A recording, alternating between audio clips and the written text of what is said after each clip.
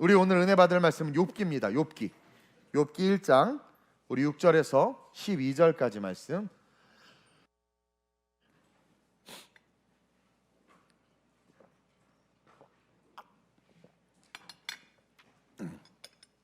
같이 함께 교독합니다. 구약성경 613페이지 정도 있는데 욥기 잘 못 찾겠죠? 613페이지 찾으면 돼요. 욥기 1장 6절에서 12절 제가 먼저 읽습니다.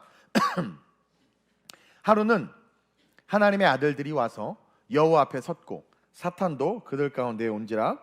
여호와께서 사탄에게 이르시되 내가 어디서 왔느냐? 사탄이 여호와께 대답하여 이르되 땅을 두루 돌아 여기저기 다녀왔나이다. 여호와께서 사탄에게 이르시되 내가 내 종 욥을 주의하여 보았느냐? 그와 같이 온전하고 정직하여 하나님을 경외하며 악에서 떠난 자는 세상에 없느니라. 사탄이 여호와께 대답하여 이르되 욥이 없이 까닭 없이 하나님을 경외하리까? 주께서 그와 그의 집과 그의 모든 소유물을 울타리로 두르심 때문이 아니니까. 주께서 그의 손으로 하는 바를 복되게 하사 그의 소유물이 땅에 넘치게 하였음이니이다.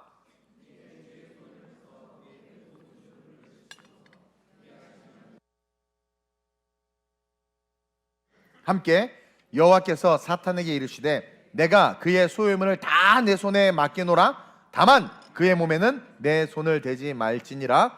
사탄이 곧 여호와 앞에서 물러가니라. 아멘. 우리 설교 제목을 한번 큰 소리로 읽어볼까요? 시작. 우리 재훈이 방학해서 그런지 이렇게 철야 때도 오고 진짜 니네 가정에서 너 하나가 구원의 줄기다. 할렐루야. 이뻐 죽겠네. 갑자기 딱 보니까 이렇게 보이네. 네 얘기하고 있어. 반응을 좀 해. 고개를 끄덕이든가. 그래. 우리 다시 한번 설교 제목 너무 중요합니다. 시작. 오늘 이 제목을 가지고 은혜를 나누려고 합니다. 여러분, 오늘 여러분들과 나누는 이 욥기는 지혜 문학으로 분류가 돼요.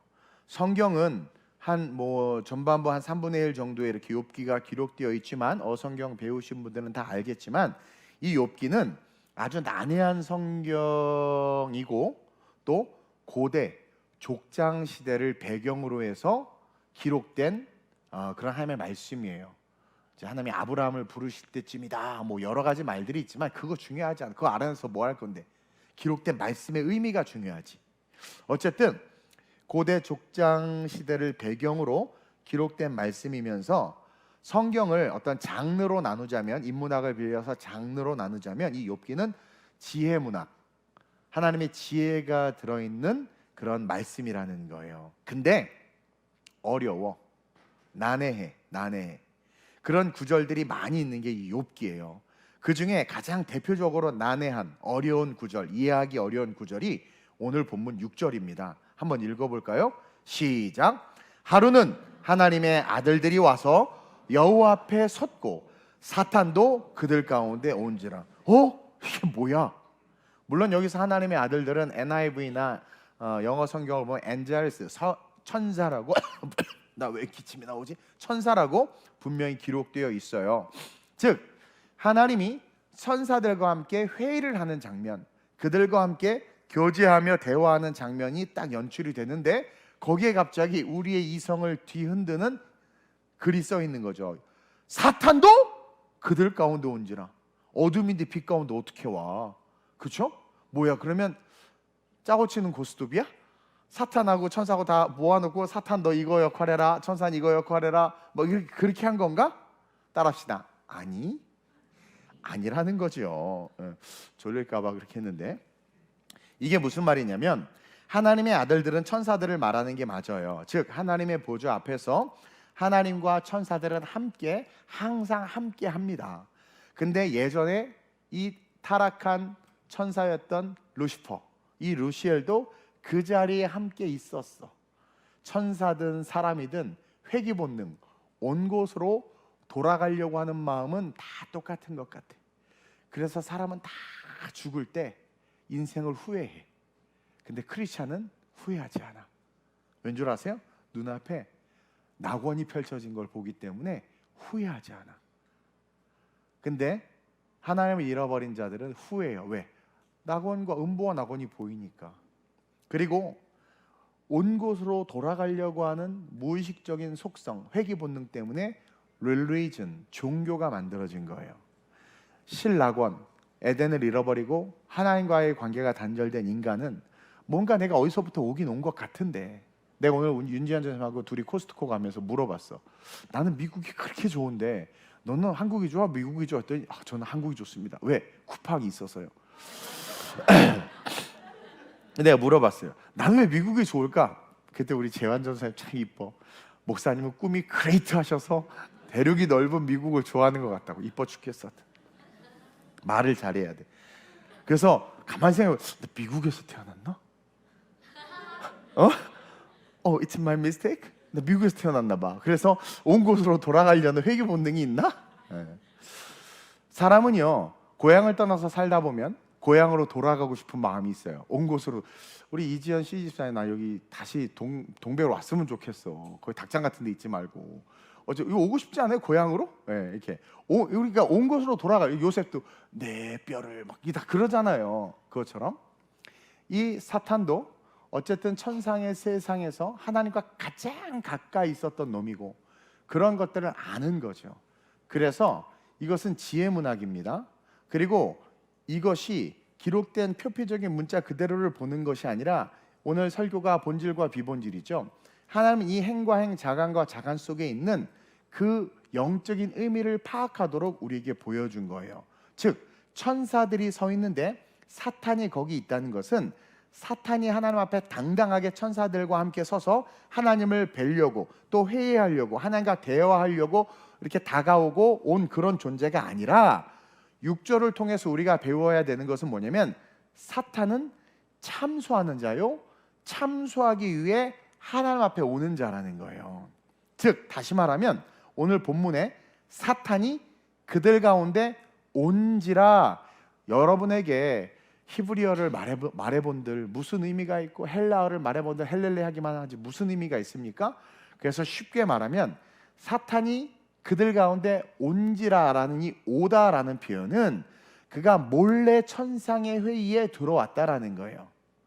그래서 하나님이 그가 몰래 이렇게 숨어 들어온 것을 보고 그를 불러내는 거예요. 뭐라고 부릅니까? 전지전능하시잖아. 그러면서 그 숨어 들어온 사탄을 보고 너 일로 와봐 부르는 거예요. 그것을 우리가 어떻게 알 수 있느냐? 6절과 7절을 보세요.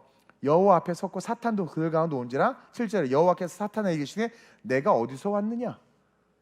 얘는 여기 불림받은 자가 아니라는 거예요. 너 어디서 왔냐? 너 갑자기 왜 왔어? 되게 황당하죠. 회의 들어왔더니 너 왜 왔어? 나 너 안 불렀는데? 몰래 들어온 거예요. 이놈은 몰래 들어온 거예요. 그러면서 이 성경은 하나님이 그 몰래 들어온 사탄과의 대화를 통해서 우리에게 보여주고 싶으신 게 있는데 그게 뭐냐면 사탄의 계략과 전략을 깨달으라는 거예요. 그가 어떠한 계략과 전략으로 우리의 삶에 들어와서 우리의 삶을 무너뜨리는지를 간파하여 올바른 신앙을 세워나가라고 우리에게 이야기하는 거예요. 즉 우리의 신앙을 돕기 위해 지혜 문학의 장르를 가지고 하나님께서 기록해 놓은 말씀이 욥기다. 욥기는 개개인, 인디비주얼한 영역, 개인의 신앙의 성장을 위해서 하나님께서 우리에게 주신 말씀이요, 개개인의 삶에 미칠 수 있는 수많은 고난과 역경에 대해서 우리가 어떻게 이해해야 되는지를 알려주는 것이요, 천지 만물을 바라보시면서 우리가 하나님을 어떻게 발견해야 하고, 우리가 아무리 많이 배우고 똑똑하고 지혜와 명철이 가득하다 한다 할지라도 우리는 대기의 순환조차도 마음대로 하지 못하고 그것을 요즘은 슈퍼컴퓨터가 있어서 조금 읽어내기는 하지만 예측이 벗어난 일이 많단 말이에요. 그만큼 네가 아무리 똑똑하고 잘났다고 외쳐도 너는 하나님의 발톱에 때만도 안 된다라는 거예요. 너의 교만과 그 악함을 내려놓고 창조주 전능하신 분이 왜 전능하신지를 분명하게 깨닫고 알아 그분을 바라보고 삶을 사는 여정 속에 오는 고난, 그 고난 속에 있는 비본질이 아니라 본질을 바라보고 네 개개인의 신앙을 세워가라 라고 주시는, 우리 개인에게 주시는 놀라운 명약과도 같은 말씀이 이 욥기라는 거예요. 그래서 오늘은 이 시작점에 등장하는 사탄의 정체를 좀 한번 밝혀보려고 합니다. 자, 첫째로 시작.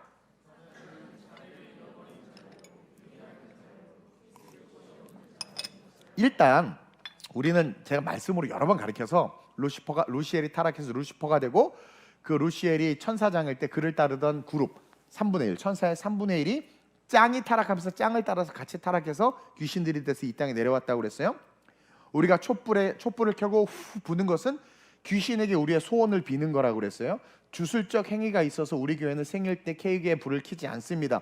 결혼할 때도 화촉에 점화를 하지 않습니다. 물론 이것을 율법이다, 아유 이동훈 목사 너무 근본주의라고 말하면 뭐 어쩔 수 없어. 당신은 키세요. 그냥 나는 아는 것을 지키고 싶어서 하는 것뿐이야. 그 지키고, 여러분들에게 선택권을 주는 거니까 뭐 마음대로 하세요. 근데 그거 가지고 괜히 막 저한테 뭐라 그러지 마세요. 안 하면 되는 거지 뭐. 근데 나는 분명히 그 기원을 알고 있기 때문에 하지 말라고 권면하는 것이고, 선택은 여러분들이 하는 거예요. 근데 감사하게 우리 주일학교 애들이 얼마나 위대한 줄 아세요? 자기 생일날 설교를 듣고, 벌써 몇 년 전에 한 설교야. 애기 생일인데 엄마가 이제 누구라고 말 안 해, 모모 집사님이 케이크를 준비했는데 아이 생일 파티를 하려고 하는데 초가 없으니까 이게 심심하잖아요. 얼굴에 팍 찍을 수도 없고 이거 뭐. 그래가지고 그 엄마가 초를 켜서 불을 딱 켜서 자 생일 축하해 누구냐 했더니 엄마 목사님이 초 키지 말라. 야 대단하지 않아요? 그 엄마는 뭐에 사로잡혀 있는 거야? 그냥 허전해. 그리고 좀 예뻤으면 좋겠어. 인본주의야, 자기중심이야. 성경과 말씀이 뭐라고 말하든 그래도 이게 좀 좋지 않아요? 이게 주의 종이 뭐라고 말해도 성도들이요 자기 뜻대로 하는 사람들이 있어. 자기 고집대로, 자기 생각대로. 말씀일 때는 말씀에 순종하시고, 사람 말일 때는 여러분들 마음대로 하세요. 근데 말씀일 때는 순종하는 그런 훈련을 해야 돼. 그러면서 이 사탄은요 그렇게 떨어져서 사람들이 누구를 의지하게 만들어요? 사탄, 귀신을 의지하게 만들어요. 그게 모든 종교란 말이에요. 막 그분이 오셨어요, 막 작두 타고 막 그러면서 막 다 따르게 한다. 막 그게 다 귀신이 하는 짓이란 말이에요. 수명 늘려주세요. 수명 늘려. 내 소원을 빌게요. 소원 들어주세요. 다 주술적인 거란 말이에요. 주술적인 거란 말이에요. 어쨌든 성경에 어디 생일 케이크 불고 뭐 이런 게 있으면 나와보라 그래. 자, 어쨌든 그렇게 사탄이 하늘에서 떨어졌는데, 그 떨어진 사탄이 어떠한 존재인지를 분명히 가르쳐주고 있어요. 그는 뭐예요? 자리를 잃어버린 자다. 또 유리하는 자다. 또 있을 곳이 없는 자다. 이걸 읽어내야 돼요. 그래서 7절에 그렇게 묻는, 우리에게 가르쳐주는 거예요. 하나님이 그걸 가르쳐주려고 숨어 들어온 사탄에게, 야 만약에 사탄을 불렀으면 같이 얘기해보자 이렇게 할 텐데, 자 이제 사탄 네 차례야 이렇게 할 텐데, 갑자기 너 어디서 왔냐? 그런 거죠. 그것은 우리에게 사탄의 대답을 통해서 우리로 하여금 깨닫게 하기 위해서 기록해 놓은 거예요. 뭐라고 이야기합니까? 보세요. 어디서 왔냐 하니까 사탄이 여호와께 대답하여 이르되 땅을 어떻게 해요? 두루 돌아 여기저기 다녀왔다. 여기저기 다녀왔다. 자, 이 6절과 7절에서 첫 번째, 사탄은 절대 하나님과 함께 할 수 없다. 여러분, 사탄은요 절대 하나님과 함께 할 수 없어요. 몰래 숨어 들어왔고, 그리고 천사들은 하나님과 항상 함께 있는데 사탄은 지금 땅을 두루 돌아다니고 있죠. 그러니까 사탄은 절대 하나님과 함께하는 존재가 아닙니다. 함께할 수 없어요. 그리고 두 번째로 그가 있는 곳은 어디예요? 이 땅이야. 이 땅. 여러분들이 요즘 그 아파트, 너의 아파트 거기 있단 말이에요. 너의 그 땅에, 이 땅에 있다는 것을 분명히 가르쳐요. 사탄이 무슨 저기 천상에 1000개 있는 게 아니라 이 땅에 있어요. 사탄은 이 땅에 있어요. 다시 말하면 귀신들도 이 땅에 있는 거예요. 그리고 그 모습을 베드로가 이렇게 표현하고 있죠. 5장 8절 시작. 근신하라 깨어라 너희 대적 마귀가 우는 사자같이 두루다니며 삼킬 자를 찾나니. 자, 베드로전서는 근신하라 깨어라 너희 대적 마귀가 우는 사자 두루다니며 삼킬 자를 찾는다고 베드로전서에서 초대교회 교인들에게 설교하고 있단 말이에요. 사람들에게 말할 때는 마귀라는 단어를 쓴다고 그랬죠. 근데 욥기는 지금 하나님과 사탄의 대화죠. 그러니까 하나님과 대화할 때는 하나님이 그를 사탄이라고 부른다라는 거예요. 어쨌든 그가 두루 다니면서 왔습니다라는 것을 베드로가 정확하게 우리에게 가르쳐요. 두루 다니며 땅을 두루 다니며 돌아다니다 왔다. 이게 뭐예요? 너희 대적 마귀가 우는 사자같이 두루 다니며 삼킬 자를 찾는다. 있을 곳이 없고, 그렇죠? 머물 곳이 없는 그는 두루 다니면서 하는 일이 뭐예요? 종말의 때까지 계속해서 삼킬 자들을 찾는 거예요. 그리고 베드로전서에 말한 삼킬 자가 오늘 본문에 등장하는 욥과 같은 자, 욥과 같은 자.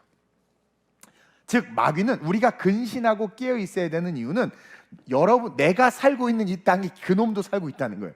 그래서 근신하고 깨어 있으라고 말하는 거예요. 베드로가. 야, 마귀가 여기 살아, 네 옆에 살아, 우리와 함께 살아, 이 땅에 살아. 그리고 걔가 왜 사는 줄 알아? 넌 돈 벌고 집 사고 성공하기 위해서 살지, 걔는 그런 너를 잡아먹기 위해서 산다는 거야. 이걸 깨달아. 걔는 그런 너를 잡아먹기 위해서 이 땅에 살고 있다라는 거예요. 그것을 욥기가 문학적으로 땅을 두루 돌아 여기저기 다녀왔나이다 이렇게 표현하고 있는 거예요. 그것을 또 어떻게 할 수 있느냐? 너 욥 봤지? 욥 봤지? 그런 거예요. 그게 뭐냐면 하나님이 욥을 보았냐, 그 말을 두루 돌아다녔나이다 했더니 너 욥을 봤냐? 사탄이 누구를 주목하는지를 가르쳐주고 있는 거예요. 욥과 같은 자들. 8절 보세요. 시작. 여호와께서 사탄에게 이르시되 내가 내 종 욥을 주의하여 보았느냐? 이 사탄은 하나님의 종들, 하나님의 백성들, 하나님의 사람들을 주목하여 보는 존재다. 그래서 그냥 여러분들이 어리버리하고 막 살 때는 건들지도 않아. 근데 그런 놈이 잠깐 주여 정신 차렸습니다 하고 발을 딱 내딛어서 십자가로 가려는 순간 그냥 삼켜버린단 말입니다. 그래서 그걸 가르쳐주는 거예요. 사단이 공격하는, 사단이 삼키는 자들은 욥과 같은 자다. 그래서 세 번째로 우리는 사탄은 하나님이 보시는 자들을 찾아다닌다. 하나님이 보시는 자들 사탄은 찾아다니는 거예요. 이해하세요? 그러면서 정리했죠. 자리를 잃어버렸고 유리하고 있을 곳이 없이 이 땅에서 존재하되 어떻게 돼요? 삼킬 자, 하나님이 주목하여 보는 자들을 그가 주목하여 본다.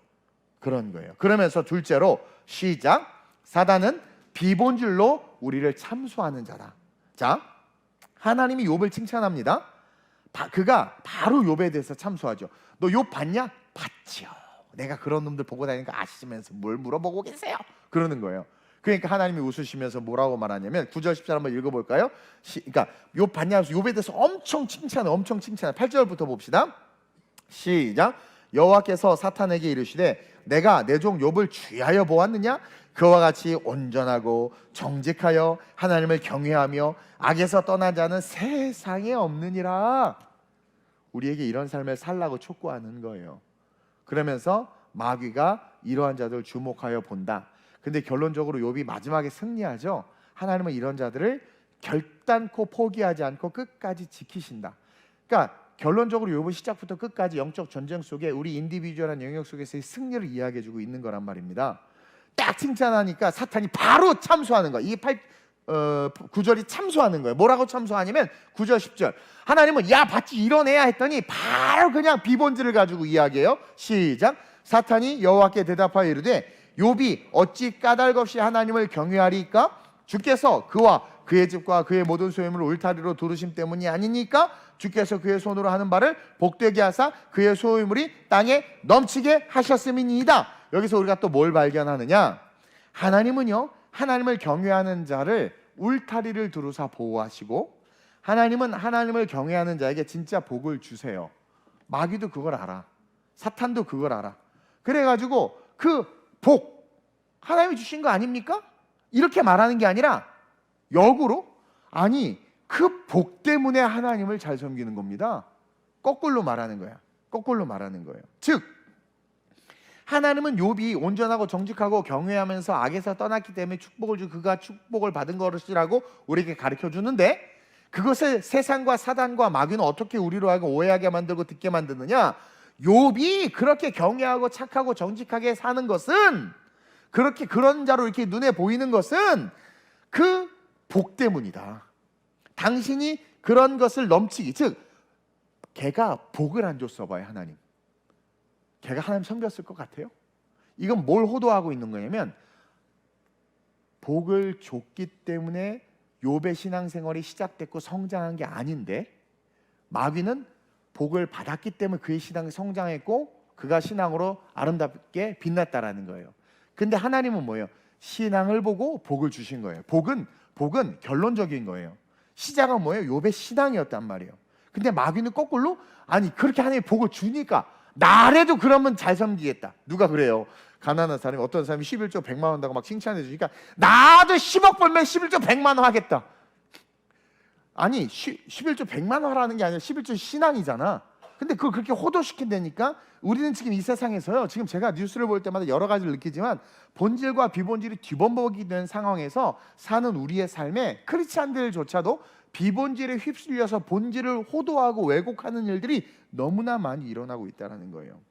여러분, 한국 교회가 어느 순간 사단에게 점령되고 교회가 사단에게 점령됩니다. 묶이고 사단에게 삼킨 바 되어 버렸어요. 그런 교회들 너무나 많잖아요. 여러분 보잖아요. 왜 그렇게 됐느냐? 그 교회들이 신앙생활의 목적을 복에 둔 거란 말입니다. 여러분, 신앙생활의 시작점이 뭐예요? 복을 받았기 때문이에요? 복을 받기 위해서예요? 복을 받았기 때문이에요. 근데 그 복이 뭐예요? 사탄은 돈과 명예, 다른 사람 신앙생활 잘하면 저렇게 된다. 저 사람은 신앙생활 잘해서 저런 복을 받았다. 저런 복을 받기 위해선 신앙생활을 잘해야 된다. 뭔가 복을 얘기하는데 우리가 이미 하나님께서 값없이 주신 복에 대해서는 어느 순간 사라져 버렸어.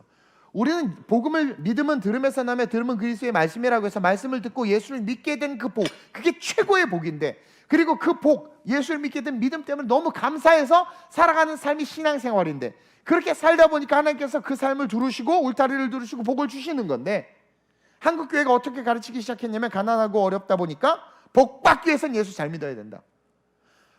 복 받기 위해선 예수님을 잘 믿어야 된다가 아니라 복을 받았기 때문에 예수님에게 감사하고 신앙생활을 잘해야 되는 거예요. 그러면 저절로 나머지 복은 오는데, 어느 순간 우리는 무의식 속에 비본질에 묶여서 복 받으려면 신앙생활 해야 돼. 시집 잘 가려면 교회 가야 돼. 성공하려면 기도 열심히 해야 돼. 주객이 전도돼서 마귀에게 참소를 당한 채로 무너지고 있다라는 거죠. 그런 교회들이 너무나 많아요. 너무나 많다라는 거예요. 신앙생활의 목적이 복을 위한 거야. 복을 위한 것이라는 거죠. 네. 그러면서 하나님을 충동하고 우리에게 고난을 오게 하는 게 마귀의 전략이에요. 여기서 우리가 또 한 가지 뭘 배우냐면, 마귀의 참소는 우리의 뭔가 그런 죄악들을 참소하는 것도 있지만 동시에 마귀는 하나님을 대적한단 말입니다. 그래서 우리의 삶에 대한 것들을 가지고 하나님이 우리를 심판하시도록, 하나님이 우리를 버리시도록 거짓말을 하는 거예요. 거짓말. 심지어 사탄에게까지, 예수님에게까지도 그랬잖아요. 근데 하나님이요, 그렇게 아유 하나님 나래도 이런 복 받으면 열심히 신앙생활 할 거요. 그러니까 하나님 웃으시면서 여유 있게 11절에 사탄에게 한 말에 대해서 12절에 이렇게 응답하세요. 보세요. 11절부터 한번 볼게요. 이제 사탄이 참소하고 나서 복을 줘서 그런 거 아닙니까? 한번 보세요. 당신이 그 손을 펴서 그 욥의 모든 소유물 치시고 그렇게 한번 해보세요. 그러면 틀림없이 주를 향하여 욕하지 아니하겠나이까? 하면서 이 건방지게 지금 하나님을 충동하는 거란 말이에요. 그러면서 12절 시작. 여호와께서 사탄에게 이르시 웃으시면서 내가 그의 소유물을 다 내 손에 맡기노라. 다만 그의 몸에는 내 손을 대지 말지니라. 사탄이 곧 여호와 앞에서 물러가니라. 사탄 신났어. 딱 걸렸어. 하나님이 사랑하는 욥을 완전히 망칠 수 있어요. 죽일 수는 없지만 짓밟을 수 있는 허락을 받은 거죠. 사실은 이것은 허락받은 게 아니라 마귀의 존재 이유라는 것을 가르쳐 주는 거예요. 그리고 온전한 신앙생활, 정말 하나님께서 기뻐하는 신앙생활을 하는 자들에게는 이런 고난이 없을 수 없다라는 거예요. 근데 사탄에게 지금 그 고난을 허락하는 것처럼 보이죠. 허락하는 것처럼 보이지만 사실은 뭐예요? 그리스도인의 삶에는 그런 고난이 있을 수밖에 없는데, 결론이 뭐냐면 생명은 건들지 말라고 말씀하시고 7배나 더하는 복을 주시는 결론을 내는 것을 통해서 사탄이 어떠한 공격을 해도 올바른 신앙만 갖고 있으면 절대로 무너지지 않는다라는 거예요. 그러면서 또 뭘 배울 수 있느냐? 사탄은요, 사람의 중심을 못 본다라는 것을 배울 수 있어요. 욥이 부유함 때문에 하나님을 열심히 섬기는 줄 사탄도 착각한 거예요. 근데 하나님은 불꽃 같은 눈을 갖고 있잖아요. 우리의 심장과 폐부와 중심을 보신단 말이에요. 그래서 하나님은 욥을 딱 보는 순간 욥이 물질이고 뭐고 싹 날아가도 하나님을 배반하지 않을 걸 아는 거예요. 그래서 웃으시면서 목숨만 건들지 말고, 그건 뭐예요? 회개할 기회를 주는 겁니다. 하나님께 부르짖을 수 있는 기회를 주는 거예요. 그것만 남겨두고 다 쓸어버리라는 거예요. 근데 믿음의 선진들이 다 그런 일을 당했잖아요. 그렇죠? 그러니까 사탄은 내가 이겼다, 그러니까 사탄은 욥의 중심을 꿰뚫어 보지를 못하는 거예요. 그래도 하나님을 포기하지 않고 버리지 않을 걸 모르는 거죠. 그러니까 사탄은 항상 현상만을 가지고 얘기해. 항상. 그래서 요즘에 정치인들이나 세상을 봐도 현상을 가지고 얘기하는 사람들 있죠. 본질이 아니라 다 마귀 새끼들 하나씩 들어붙은 놈들이야. 현상을 가지고 다 판단하고 현상을 가지고 이야기하는 거야. 그러니까 그렇지. 급하니까 그랬지. 그럴 수도 있지. 법이고 뭐고 다 무시돼. 그럴 수도 있는 거지. 아픈데 꼭 그래야 돼. 본질을 못 보게 한다니까요. 본질을. 사탄이 그렇게 하는 거예요. 그래서 와 그게 맞잖아. 뭐 그게 어떤 그런 그래서 모든 불법 그것을 정당화 만들어 버리는 게 비본질이에요. 본질은요 프린시플이기 때문에 원칙이기 때문에 절대로요 거짓과 악을 생산할 수 없습니다. 비본질만이 거짓과 악을 생산할 수 있는 거예요. 근데 지금 세상이 그렇게 흘러가 버리고 있어요. 그게 누구의 모습이냐? 사탄의 모습. 그래서 십자가 예수 박으면 내가 이겼다고 생각하네. 비본질. 거기 눈에 보이는 거. 근데 정작 딱 죽였더니 갑자기 지모가지가 날아가는 거예요. 어머, 원죄가 사해져 버린 거죠. 여러분, 우리는 본질을 보는 신앙생활을 해야 됩니다. 세상을 볼 때 본질을 볼 수 있어야 돼요. 그러면서 축복이 거두어지면 신앙 포기하고 선한 삶을 포기할 거야. 아주 피상적이야. 아주 표피적이야. 축복, 여러분들 하나님이 고난을 주고 핍박을 주고 물질에 어려움을 주면 교회 안 나올 거예요? 교회를 바꿀래나? 무당 바꾸듯이 목사를 바꿀래나? 에? 근데 하나님은 중심을 보시기 때문에 그런 시련과 고난을 당해도 절대 신앙을 포기하지 않을 욥을 보고 있다라는 거예요. 그러면서 우리는 어떤 결단을 해야 돼요? 내면의 신앙을 온전하게 하는 훈련을 해야 돼요. 주신 이도 하나님이시오 취하신 이도 하나님이시다 라는 온전한 신앙을 키워나가야지 2024년 우리 교회에 큰 복을 주신다고 그랬고 큰 축복을 준다고 했어요. 근데 반드시 여러분 하나님이 복을 주실 때 마귀가 난리를 칩니다. 거라사지망에 그 묶인 군대 귀신 들린 그 한 영혼을 구원하기 위해서 힘이 가니까 풍랑이 내리꽂았듯이 시련이 온단 말이에요. 근데 뚫고 가잖아요. 선포하면서. 그러니까 어떻게 돼요? 축복을 받죠. 영혼 구원. 그것처럼 하나님이 복이 있을 땐 시험도 있어요. 우리는 그걸 뚫고 가야 된단 말입니다. 그래서 지금 그것을 우리에게 요구하고 있는 거야. 하나님이 너 진짜 올바른 신앙생활 하고 싶어? 너 그거 고난인데 그럴 수 있어? 너 봐봐 이걸 보면서 너도 그래야 돼. 욥처럼 그래야 돼. 나중에 아내까지도 저주하고 떠났는데도 하나님을 포기하지 않잖아요. 하나님을 저주하지 않잖아요. 대단한 신앙이죠. 대단한 신앙이죠. 그러면서 동시에 이 욥기 속에 또 뭐가 있냐면 우리는 스스로 의롭다고 여기는 마음들이 있어요. 왜 그런 거 있죠? 나만큼만 해봐. 내가 얼마나 헌신한 줄 알아? 내 신앙이면 충분해. 근데 여러분 하나님의 눈으로 봤을 때 그게 하나님의 성에 차겠습니까? 예? 아니 우리 전도사님들이요 딴 데 가면 뭐 대단하다고 그래요. 막 그러고 막 서로 뺏어가려고 그래. 내 성에는 안 차. 맨날 오늘도 혼났어. 내 성에는 안 차. 그리고 그러니까 저도 저보다 뛰어난 사람하고 있으면 그분이 내가 성에 안 차겠지. 그러니까 우리는 우리 수준만큼만 이해하는 거예요. 수준만큼만 이해하는 거예요. 근데요 하나님은요 욥 나름대로 최선을 다했지만 하나님 봤을 때는 조금 아쉬운 게 있었어. 욥에게 자칭의 자기의가 있었단 말이에요. 그러니까 그렇게 하나님을 사랑하고 의지하는 자기 자신을 스스로 의롭다 여기는 마음, 사실 그 정도는 괜찮거든요. 근데 그것까지도 하나님은 견딜 수 없는 거예요. 하나님 앞에서 완벽한 의인이 되기를 원했던 거예요. 그래서 사탄이 그렇게 공격하는 것을 하나님 또 이용해. 저비용 고효율이에요. 그래서 그것을 통해서 욥을 더 정금같이 세우시려는 훈련의 계획을 가지고 있다는 것을 이 욥기를 통해서 우리에게 보여주는 거예요. 그래서 여러분들이 정말 고결하고 순결하고 아름답고 정말 영적 성장의 그 삶을 추구하고 나아가게 하길 원한다. 고난이 오죠? 그 고난이 올 때 그 안에서 그 고난 가운데 힘들지만 그 안에서 내가 어떠한 모습으로 거기서 빌드업 돼야 되는지를 묵상하고 묻고 기도할 수 있어야 돼요. 즉 하나님이 욥에게 엄청나게 이야기를 하면서 욥과 창조의 역사와 세상의 삼라만상의 운행됨과 이런 것들 이야기하면서 진짜 하나님이 얼마나 위대하신 분인지를 깨닫고 자기의 이성과 지성까지도 완전히 복음 앞에 함몰되는 그 순간 7배나 더하는 복을 받았잖아요.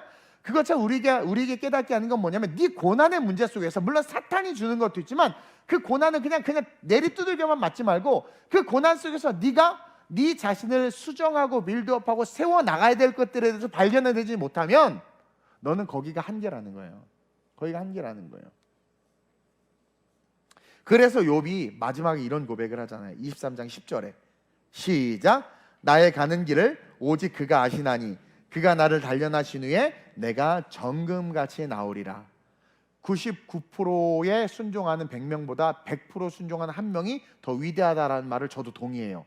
맞는 거예요. 정금이 너무나도 중요합니다. 정금은 100%의 금이에요.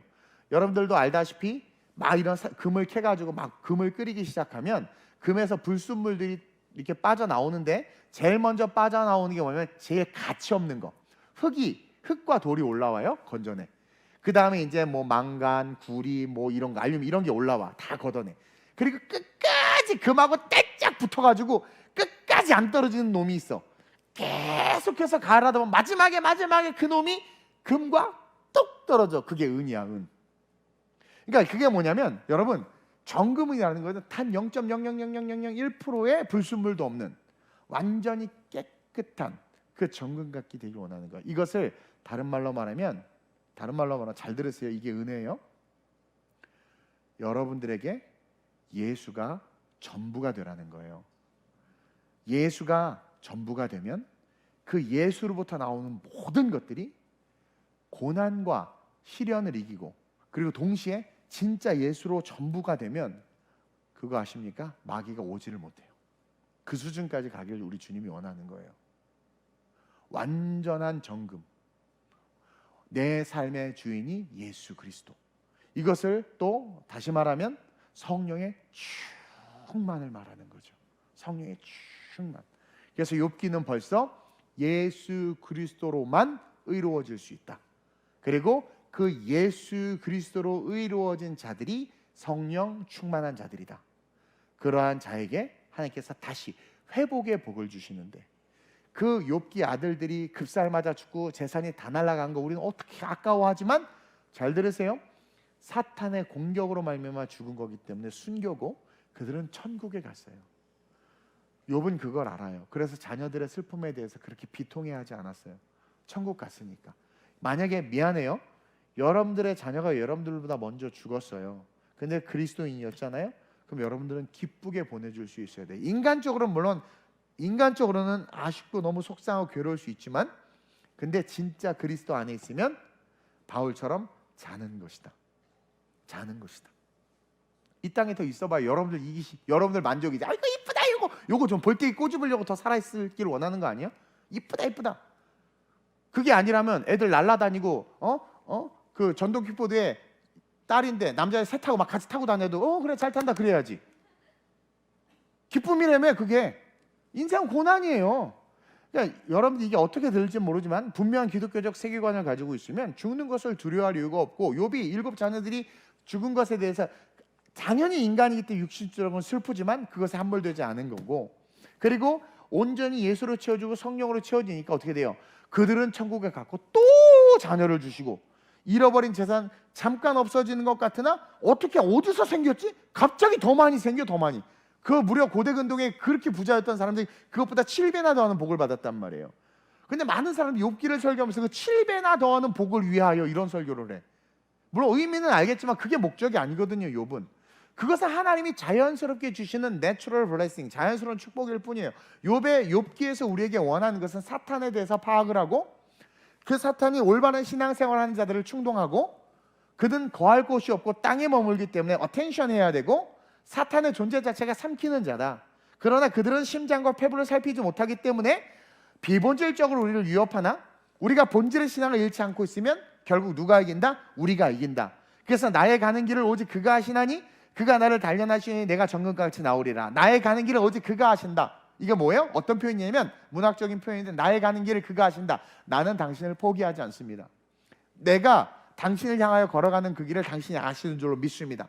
약하고 연약하지만, 그러나 그것이 내가 연약하고 부족할지라도 그 길을 계속 갈 때 어느 순간 나는 정금과 같이 변할 것을 믿습니다.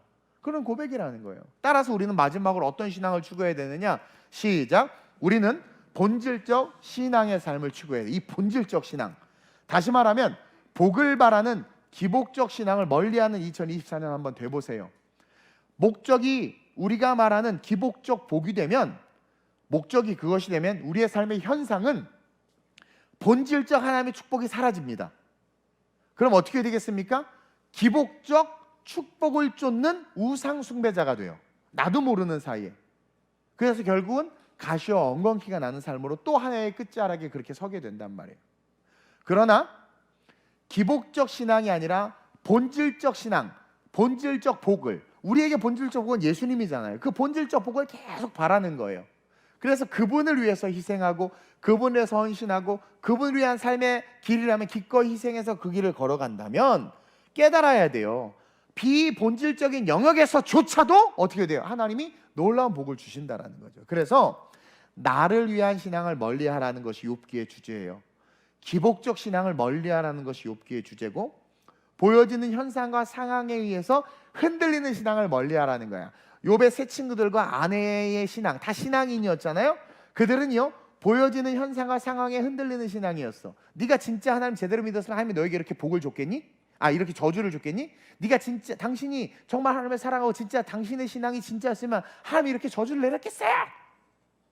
웬수야! 네가 진짜 신앙, 네가 기도를 똑바로 했으면 하나님 이렇게 부도 나게 하고 직장 잘리게 하고 그렇게 하겠냐? 이게 욥의 친구들과 아내의 신앙이란 말이에요. 보이는 현상에 따라서 그 신앙을 판단해 버렸잖아요. 그래서 욥기의 주제는 보여지는 현상과 상황에 흔들리는 신앙생활을 멀리하라는 거야. 본질적 신앙을 추구하라는 거야. 그래서 오직 받은 은혜가 무엇인지를 분명히 알고, 그 십자가의 은혜에 집중해서 영원한 천국을 바라보면서 흔들리지 않는 신앙의 삶을 세워가라. 이게 욥기의 결론입니다. 왜요? 그날이 얼마 남지 않았기 때문에. 우리는 우리의 모든 비본질을 걷어내야 돼요. 본질에 집중해야 돼요. 본질. 여러분 늘 말하잖아요. 하나님의 법은 너무나도 쉽게 무시되지만 세상의 법은 너무나도 중요해. 죄의 종들은 어디 가도 인사도 안 하고 막 치지만 정치인들, 유명한 CEO들 만나봐. 그렇게 연예인들 그렇게 막 오빠 막 미쳐가지고 막 그러면서 그 가요 프로그램 콘서트 가서 그렇게 막 진액이 다 빠질 정도 흔들어대면서 찬양할 때는 일어나랜다. 앞으로 내가 오늘 일어나서 찬양했어요? 다? 무조건 다 일어나서 찬양해. 다 일어나. 족저근막은 걸려도 괜찮게 다 뛰면서 찬양해야 돼. 예, 그렇게 하나님 앞에서 열정적인 삶을 살라는 거예요. 그러면서 그 삶이 곧 뭐다? 시험을 자연스럽게 이기니까 시험을 이기려고 하지 말아라. 본질적 신앙에 집중하면 시험은 저절로 이겨진다. 인생의 고난과 고통을 해결해 달라고 기도하지 말아라. 네가 본질적 신앙에 집중하면 인생의 고통과 고난이 해결된다. 예상치 못하는 복으로 하나님께서 갚아주신다. 그리고 사탄을 이기려고 하지 마라. 그냥 본질적 신앙으로 걸어가면 그냥 사탄을 이기게 된다. 그게 진정한 축복이라는 거예요. 그러면서 저는 2024년 저와 여러분들이 이 비본질이 그래서 뉴스나 뭘 가만히 보다 보면 인간적인 막 그런 마음도 들고 그럴 수도 있겠다. 뭐 기독교의 현실들을 받고 맞아. 요즘에 진짜 동성애자들 너무 여자끼리 결혼해서 사는데 동성애자 애를 낳대, 애를 가졌대. 그래서 저 애를 위해서 축복해 줘야 되겠다. 온갖 이 인간의 군상들이 의롭다, 착하다, 선하다 말하는 모든 것들이, 그 입에서 고백되어지는 것들이, 판단되어지는 것들이 적 그리스도적인 걸 아무도 모르는 거죠. 그들을 가르쳐야 되고, 그들을 변화시켜야 되고, 그들을 바꿔야 되는데 그거야. 극성 맞은 엄마가 전혀 딸들이나 자녀들에 대해서 이해하지 못한 채 자기가 기준이 돼서 자기의 경험이 선생님이 돼가지고 아이들에게 그것을 주입하니까 아이들이 망가지는 줄도 모르고, 그래서 한국교회뿐만 아니라 청소년들이 다 무너지고 쓰러지는 거 아닙니까? 내가 하는 건 옳고 남이 하는 건 그르다라는 그 비본질. 옳고 그름이 납니까? 옳고 그름이 그때 달라요. 본질. 우리는 본질을 추구해야 돼요. 본질. 광명한 천사처럼 다가오지만 사탄은 하나님과 함께 할 수 없는 자다. 사탄은 이 땅에 있다. 이 땅에 너희들과 함께 거하며, 집이 없어요. 사탄은 집이 없어서 계속 돌아다녀요. 계속 유리합니다. 그러면서 다니엘가 우리를 삼키려고 한다. 근데 누구만 삼킨다? 신앙으로 발돋움하는 자들을 삼키려고 한다. 근데 하나님은 그러한 자들에게 다가가셔서 그 고난을 역이용하셔서 우리의 신앙을 성장시키시는 분이다. 따라서 결론은 뭐다?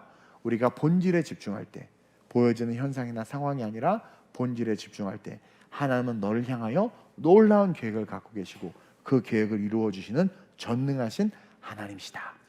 그래서 이 서론 욥기 1장이요, 이제 1장 13절부터 펼쳐지고 마지막까지 이어지는 모든 것의 시작이자 결론이에요.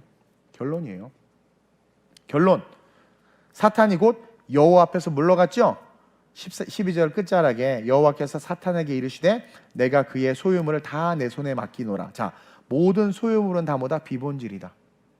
그리고 여기서 또 한 가지 뭐냐면 모든 소유물은 하나님의 맘만 먹으면 언제든지 쏟아 부어 주실 수 있는 거예요. 병의 가루와 통의 가루와 병의 기름처럼. 그러면서 야 사탄 너 다 내 손에 맡긴다. 그러니까 사탄은 뭐예요? 우리의 삶의 물질, 건강, 생명하고는 상관없는 건강, 질병, 물질과 질병과 자녀로 우리에게 고통을 준단 말이에요. 다 사탄에게 맡겼다라는 것은 사탄이 그런 것을 우리를 힘들게 한다라는 진리를 우리에게 가르쳐주고 있는 겁니다. 근데 또 뭘 가르쳐주고 있어요? 다만 그의 몸에는 내 손을 대지 말라. 하나님은요 영혼을 너무너무 사랑하시고 그 영혼 때문에 예수를 죽이셨단 말입니다. 사탄에게 양보할 수 없는 게 뭐예요? 생명, 하나님의 호흡이에요. 그만큼 우리는 존귀한 자입니다. 그래서 사탄은 우리의 이 영생, 이 생명을 건들 수가 없어요. 예수 안에 있는 자들에게는. 그러면서 또 뭐래요? 사탄 다만 그의 몸에는 내 손을 대지 말지니라. 그러자 사탄이 곧 여호와 앞에서 물러가니라 그랬죠. 근데 그 물러간 사탄이 결국 어디에게서도 물러갔어? 욥에게서도 물러갔어요. 예수님에게서도 물러갔어요. 거라사인에게서도 떠나갔어요. 귀신들이 점치는 여종에게도 바울을 통해서 떠나갔어요. 사탄은 본질적 신앙을 가진 자들에게 어떻게 된다? 떠나간다. 그리고 사탄이 떠나간 영역에 하나님께서 어떻게 하세요? 욥에게 7배나 더하는 복을 주시듯 우리의 삶의 현상 속에 필요한 것들을 채워주세요. 그래서 예수님께서 뭐래요? 너희는 먼저 그의 나라와 그의 의를 구하라. 그리하면 비본질 그 모든 것을 너에게 더하여 주시리라. 비본질. 근데 비본질도 필요해. 그러니까 내가 말하는 비본질은 물질적 축복을, 그 진리에서의 비본질인 거예요. 물질적 축복을 말하는 거예요. 그거 주신다는 거예요. 주신다는 거예요. 저 보세요. 얼마나 은혜야. 나는 하여튼 다 은혜야. 얼마나 은혜인지 몰라. 이게 사람이 생각하는 거에 따라. 내가 얘기했지. 나 우리 집이 32평인 줄 알았어. 그때 20평이 얼마 전에 알았다고 그랬죠. 근데 나 32평인 줄 알고 살았어. 내가 옛날에 율동공원 반지하에서 살 때 율동공원이 얼마나 좋아요. 내 공원이야, 내 공원. 앞에 나가면 바로 나가면 내 공원이야. 야, 이거 내가 돈 주고 살면 못 사거든. 근데 내 거예요, 그냥 내가 개방해 놓은 거야. 얼마나 좋아. 본질을 보고 사는 거예요. 본질을. 비본질이 아니라 본질을. 나 오늘 깨달았어. 내가 미국에서 태어났다는 것을. 그곳으로 가고 싶어 하잖아요. 네. 제안져서 한국에서 사는 게 맞아. 난 쿠팡이 없어도 돼. 난 그런 거 필요 없어. 저에게는 천국이 소망이에요. 여러분도 알다시피 천국이 저에게는 가장 강력한 소망입니다. 그 본질적 신앙을 추구하는 저 여러분들이 됐으면 좋겠어요. 제발 비본질에 휘둘리지 마세요. 그 비본질은 다 누가 주는 것이다? 사단이 주는 것이다. 그래서 오늘 사탄에 대해서 그 정체들과 특징들, 깊게는 아니지만 기록된 말씀 속에 있는 것들을 우리가 배웠고, 그 가운데서 우리가 가져야 될 이 욥기 전체에 흐르는 내러티브가 뭐예요? 너가 신앙 안에 바로 서면 모든 게 합력해 선을 이룬다라는 거예요. 그래서 오늘 이 밤에 기도할 때 내가 욥과 같은 하나님 안에서 훈련 받는 자요, 욥과 같이 승리하는 자 될 수 있게 해달라고 기도하는 그런 저와 여러분들이었으면 좋겠습니다. 오늘은 이 찬양과 함께 제가 몇 가지 기도 제목, 중요한 기도 제목을 던져 같이 기도를 좀 하려고 해요. 뜨겁게 기도할 때 성령께서 오늘 다 응답해 주는 그런 역사가 있을 줄로 믿습니다. 나의 길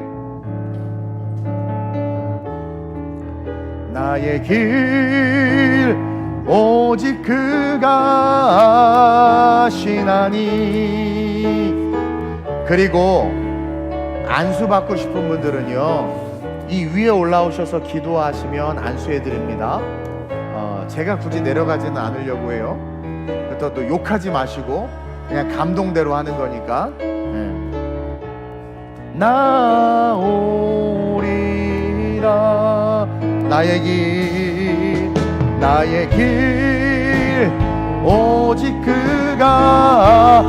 욥이 고백한 거예요. 욥이 나를 단련하신 후에 여러분들의 삶의 모든 것이 시험이라고 바라보고 그 시험을 믿음으로 통과하여 욥과 같이 7배나 더하는 복을 받되, 복이 목적이 아니라 올바른 본질의 신앙의 삶의 결과임을 세상에 드러냅시다. 나의 길 오직 그가 하시나니. 나를 단련하신 후에. 우리 자리에서 일어나셔서 정금같이